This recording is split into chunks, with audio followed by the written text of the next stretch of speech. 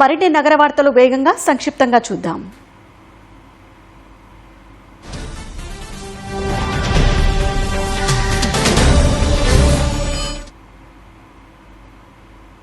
ప్రజలు క్రమం తప్పకుండా వైద్య పరీక్షలు చేయించుకోవాలని బీజేపీ రాష్ట్ర అధ్యక్షుడు రామచంద్రరావు సూచించారు. తార్నాకల ఉచిత వైద్య ఆరోగ్య శిబిరానికి ఆయన హాజరయ్యారు.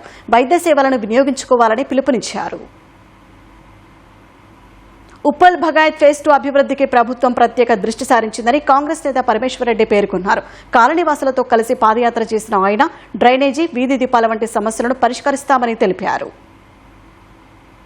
ఎస్ఆర్ నగర్, బాపునగర్లో 4 లక్షల విలువైన హిమాలయన్ బైక్ చోరీ గురైంది. హాస్టల్ ముందు పార్క్ చేసిన బైక్ను గుర్తు తెలియని వ్యక్తి చాకచక్యంగా ఎత్తుకెళ్లాడు. ఫుటేజ్ ఆధారంగా నిందితుడి కోసం పోలీసులు గాలిస్తున్నారు.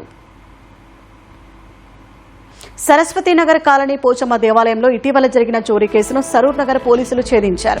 నిందితుడు మహబూబాబాద్ జిల్లాకు చెందిన బూర్ల అనిల్ గా గుర్తించి అరెస్టు చేశారు. నిందితుడి నుంచి అమ్మవారి బంగారు పుస్తలు, వెండి వస్తువులు, ఉండి నగదును స్వాధీనం చేసుకున్నారు. కేపీహెచ్బీ పరిధిలో వాలీబాల్ ఆటలో వివాదం 2 వర్గాల మధ్య ఘర్షణకు దారితీసింది. మద్యం సేవించి కర్రలతో దాడి చేసుకున్నారు. పోలీసులు ఘటనా స్థలికి చేరుకుని పరిస్థితిని అదుపు చేశారు. గొడవలో 2 గాయాలయ్యాయి. ఇప్పుడు ప్రకటనలు.